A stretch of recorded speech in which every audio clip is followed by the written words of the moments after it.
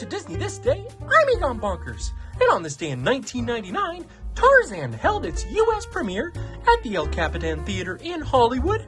Over 2,000 fans packed bleachers around the theater where celebrities and filmmakers paraded along a 100-foot red carpet. 3 city blocks were cordoned off for the occasion. After the film, the 1,000 lucky attendees were treated to a 40-minute concert from Phil Collins. They also snacked on exotic-inspired fare and petted monkeys in a jungle-clad scene. Hard to believe it's already been 25 years since this happened, huh?